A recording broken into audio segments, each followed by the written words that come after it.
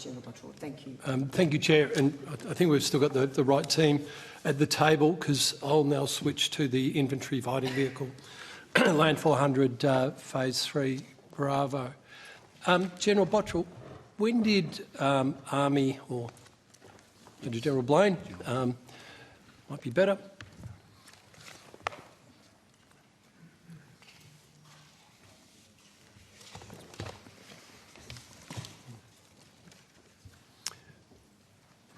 welcome. Good to see you again. When did Army hand over its recommendation on the decision, which capability to purchase to government on Land 400 Phase 3 Bravo? Senator Major General Jason Blaine, Head of Armoured Vehicles. The evaluation of the two tenderers was completed through a source evaluation report in December 2021. And we are still progressing a live tender. The tender remains live until government makes a decision for a down select and second pass. So now with the DSR recommending a cut of basically 2/3 to the number of vehicles provided, does that just mean it's reopening just the monetary debate around this, or negotiations? Senator, based on the reduction in scope to 129 vehicles, we are now engaging with both tenderers on reviewing price and schedule based on that change.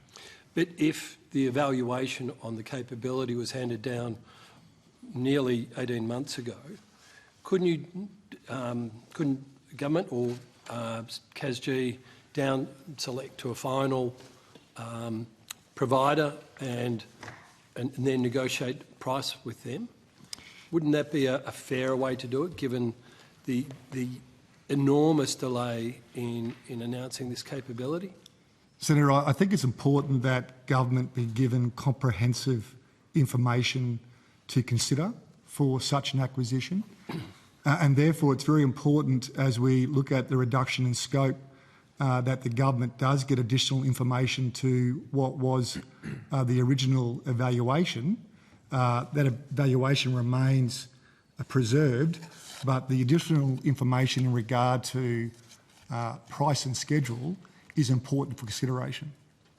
So what does the reducing by a factor of 3, what does that do to a unit cost in your estimate?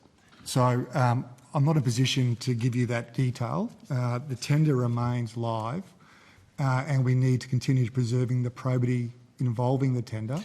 As I've said, we're engaging with both tenderers now on that repricing and on rescheduling based on the reduction in BOP. But you would agree that is going to increase probably 2 times the unit cost per vehicle? I can't give you that estimate. I need to, with the responses from the tenderers, make that assessment and then provide that information for, obviously, government consideration.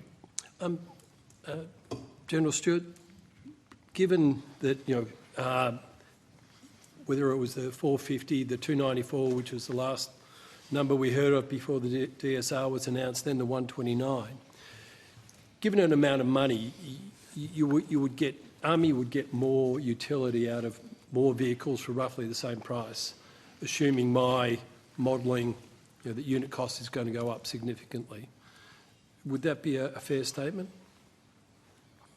Senator, with regard to the specifics for this project, as General Blaine said, live tender, and it would be unwise for us to speculate. But I think your general proposition is probably a fair statement.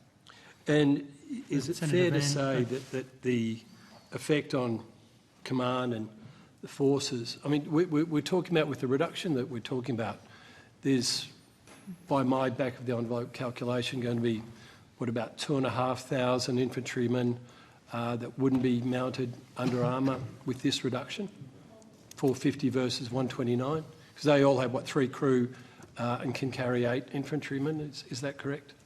So you're talking about 2 battle groups. Yep. So that they won't all be infantry. It'll be a part of that team and part of that system. But effectively 2,500 infantrymen that wouldn't be protected under armour. We're going to have to confirm the number for you, but there is a reduction because that part of our army will have a lesser scope in terms of the vehicles and equipment that it has to do its job.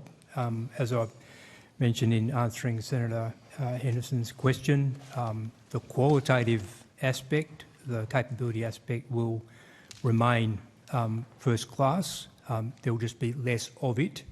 And my job now is to focus on how I can use the resources I have and the reprioritisation of other capabilities to ensure that Army is able to make its contribution to the integrated force. Be less of it and less armoured as well. Have you sought any feedback from your officers and troops onto their reaction to these cuts to Army's capability in the DSR? I'm constantly engaged with our people, Senator, yes. Have there been any resignations or people who have said that they're going to resign because of these cuts?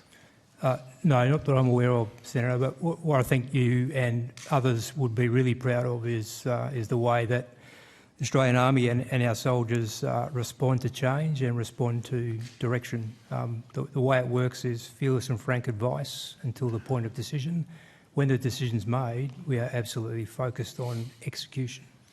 And given a large part of Army's readiness is there's a time component on this, and with all services, if you don't have the capability ready or it's in the process of being built, your ability to be able to deter, deter or respond is also limited, isn't it? So there is a time cost to some of these decisions. I think it follows that we want to deliver capability quickly, and the DSR certainly speaks to delivery more quickly than we've been able to do in the past, and velocity matters given our strategic circumstances. And given that Army's going to be given long-range strike, yes, if it's rockets, it's just more artillery. If it's missile, that's going to need targeting of some sort. Does Army have or the Defence Force more broadly, have the targeting capability they would need to be able to use long-range strike? Or is that another capability that needs to be developed alongside? Before I refer to the Vice Chief, Senator, all I'd say is that Army's contribution into multi-domain strike will be centred around HIMARS, precision strike missile, and potentially some other capabilities. And we will be part of an integrated sense and targeting system. And that's probably a good segue to throw to the Vice Chief. VCDF, what sort of timeframe are we looking at to have the sort of targeting, whether it's, EWAC, space sensors, radar, there's a whole suite of different targeting capability that's going to be required across an integrated force.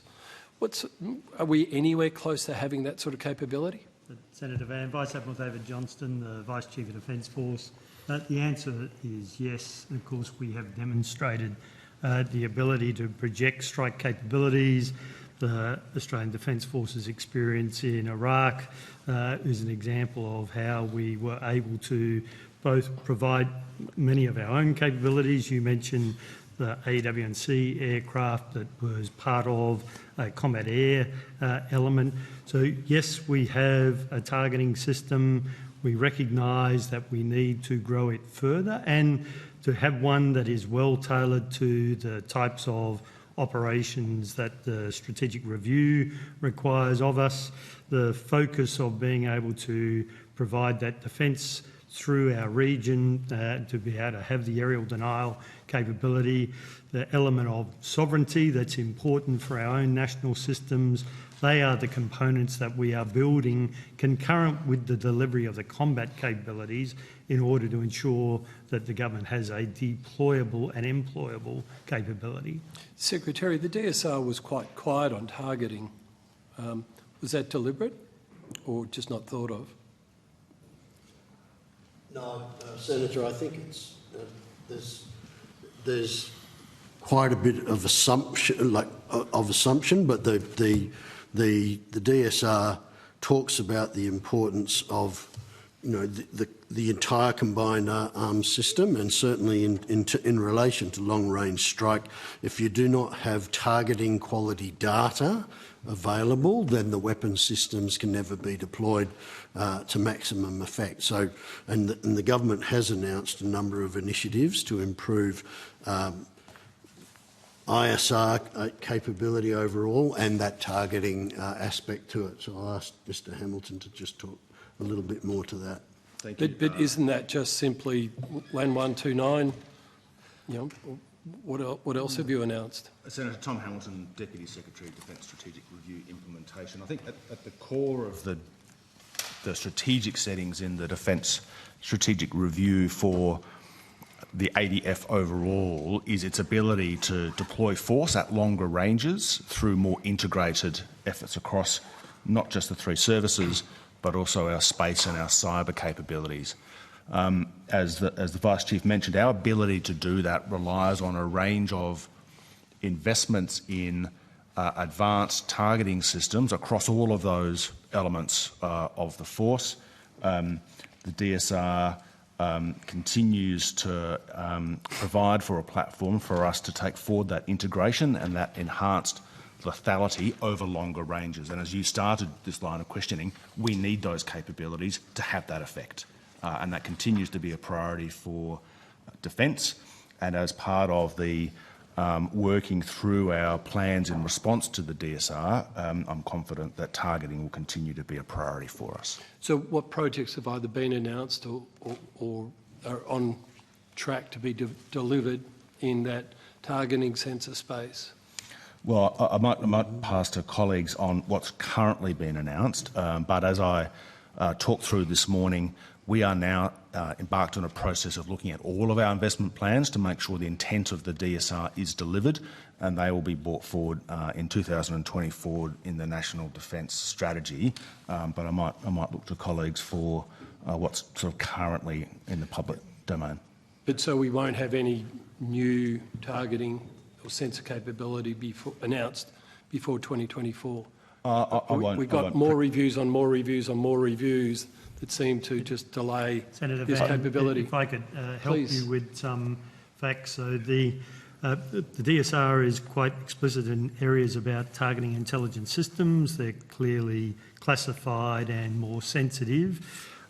There are a range of our parts of our surveillance and targeting system that have been made public, enhancements to the over-the-horizon radar system, expansion of the capability out at Headquarters Joint Operations Command, which has a core node in where you fuse information, direct the conduct that activities for. So elements of the targeting enterprise are public.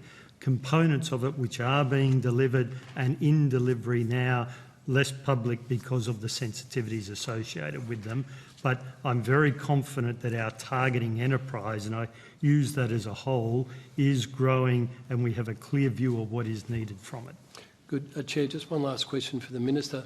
Minister, the Deputy Prime Minister and Minister for Defence was quoted in the paper today speaking in Korea, saying that these decisions that we've heard at this table today that are going to have major impacts potentially on, or some definitely and some potentially on a Korean sovereign defence manufacturer.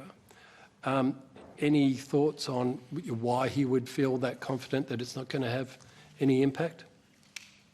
Senator Van, perhaps firstly, the government is, as I indicated earlier this morning, committed to taking the necessary steps to realign the Defence Force, its structure, its posture, its capabilities to meet the strategic challenges in our region. And as has been acknowledged, that is going to require change. We are not afraid of having an open conversation about the nature of those changes. the priority areas for investment that were indicated at the time of the release of the public version of the strategic review are the first stage in this process of realignment. You heard the evidence, I think, earlier from officials about the company in question, the Korean company that had been engaged in the first phase of this project. I think it is worth observing that the second phase, the evidence in relation to the second phase was that it was unapproved and had not yet gone to contract. I don't know that I can add any further information to the information that's already been provided by the officials. That's right. We'll ask some questions of DFAT later in the week. Thank you very much, Chair. Thanks very much, Senator Van. Senator Shoebridge, I'll hand the call over to you. Thanks very much, Chair. Could I ask about